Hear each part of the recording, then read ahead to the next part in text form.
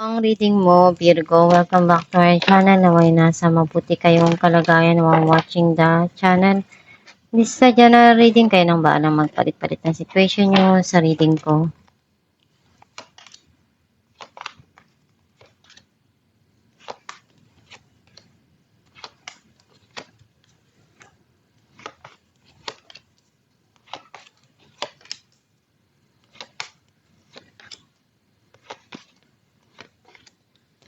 At the bottom of the deck, Four of Wands. I feel like ang nasa-sense ko na energy mo, nakikita ko na andun yung masaya ka dun sa mga taong mahal mo na nandyan palagi sa'yo. Tinutulungan ka or you're surrounded with the people na mahal mo.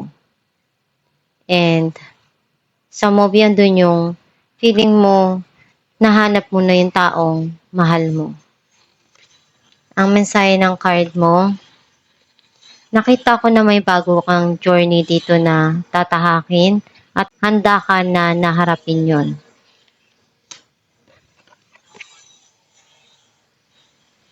Nakita ko na andun yung, alam mo yung responsibilidad mo, gagawin mo lahat, pupunuan mo, even though pagod na pagod ka na, gagawin mo pa rin kung ano yung makakaya mo na maibigay, kung ano yung tungkulin mo dun.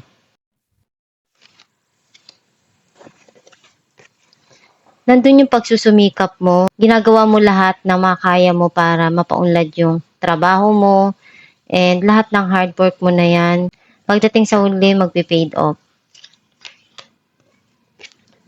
May darating dito na communication or clarity dun sa mga nangyari sa buhay mo, sa past.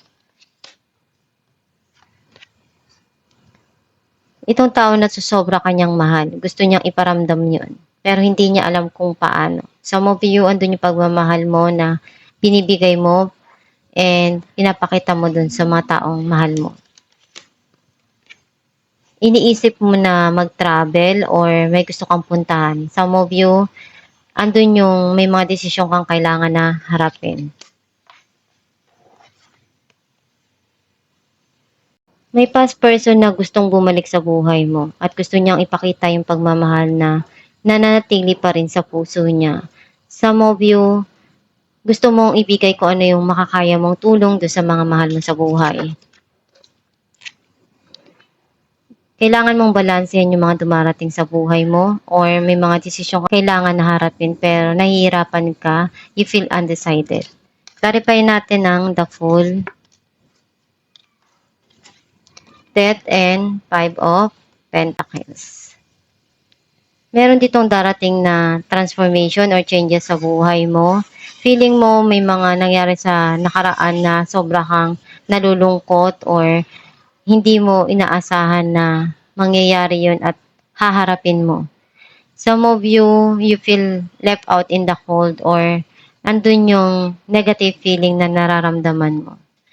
Clarify natin ang Eight of Pentacles. Some of you, ikaw rin yung makakagawa ng paraan kung paano mo mabago yung kinabukasan mo. Four of Pentacles and the Hierophant.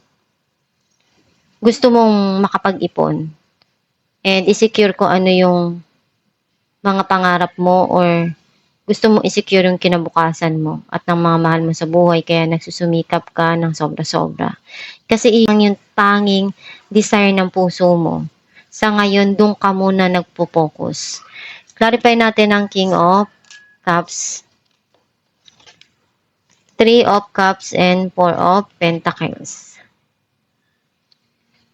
Meron ditong darating na pag-uusap or reconciliation and hindi mo pa rin makalimutan yung mga nangyari. Nag-hold pa ka pa rin.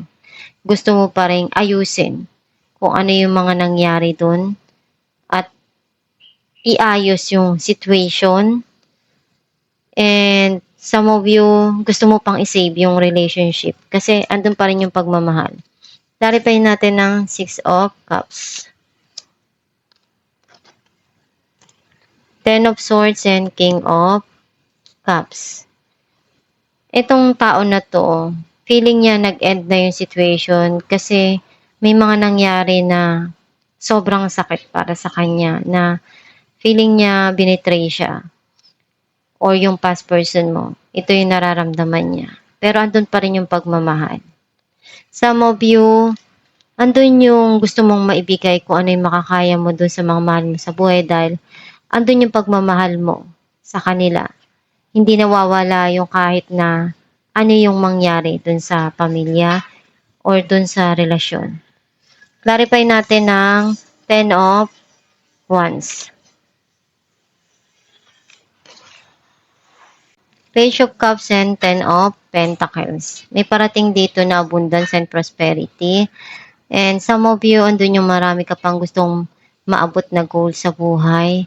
And feeling mo kahit na ano yung pagod o hirap na pagdaanan mo, gagawa ka pa rin ng paraan para ma-achieve mo kung ano yung pangarap mo.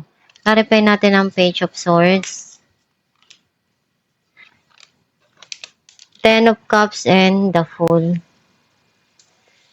Andun yung long-term na emotional happiness na gusto mong maibigay or makuha. And some of you, unti-unti ka nang nagiging masaya doon sa mga taong mahal mo na pinapakita yung suporta doon sa mga ginagawa mo. And ngayon nagkakaroon na ng linaw, ng clarity yung mga nangyari sa buhay mo sa nakaraan. Clarify natin ang 3 of Wands, Ace of Cups and 4 of Cups. May bagong relationship or romance na darating dito or offer. Some of you, merong proposal na darating at matagal mo na tong hinihintay. Clarify natin ang 2 of Pentacles, the Empress and Page of Swords. Iniisip mo ngayon kung ano yung kailangan mong plano na gawin or may mga pinag-aaralan ka dito na pwedeng makatulong doon sa sitwasyon or sa mga gusto mong mangyari sa buhay mo. Pero right now, urong-sulong ka doon sa mga gusto mong simulan or gawin para sa sarili mo. Alamin natin kung ano mensahe ng iyong gabay. Release and surrender. We shower you with blessings of our radiant love. Open your arms and release the challenges that you have held tightly gripped within your hands. Open your hands, arms, and heart to our love and assistance. Ang mensahe ng iyong gabay na kailangan mong i-release and i-surrender yung mga bagay na negative doon sa mga nangyari sa buhay mo sa nakaraan para hindi ka na mabigatan or feeling mo yung burden na kailangan ng tanggalin sa puso mo is palitan na ng mga magaganda or positibo na pwedeng makatulong sa'yo na ma-attract yung mas maganda pang mangyayari sa buhay mo. Ano yung magpapasaya sa'yo, yun yung gawin mo, magdasal ka lang sa Diyos Ama, nagabayan ka at tulungan ka sa mga pinagdadaanan mo. Kung ano man yung nangyayari ngayon sa buhay mo, pinagdadaanan mo, pagsubok, kaya mo yan. Magtiwala ka sa kakayahan mo na lahat ng problema kaya mong malagpasan at masolusyonan. Magpakatatag ka lang palagi at huwag kang susuko. Magdasal ka lang na nandyan palagi ang Diyos Ama para tulungan ka. Huwag kang makalimot na hilingin sa Diyos Ama na ibigay sa'yo kung ano yung magpapasaya sa'yo, kung ano yung mga pangarap mo. Basta isipin mo lang na palagi kang magpasalamat sa Diyos Ama sa mga dumarating sa buhay mo. Whether it is a problem or not na nangyayari at binibigay sa'yo, be thankful pa rin. Kasi yung mga dumarating na yan sa buhay mo, mahalaga yan. May purpose yan kung bakit nangyayari. Basta isipin mo lang na kaya mo na malagpasan at ma-overcome yung mga pinagdadaanan mo sa buhay.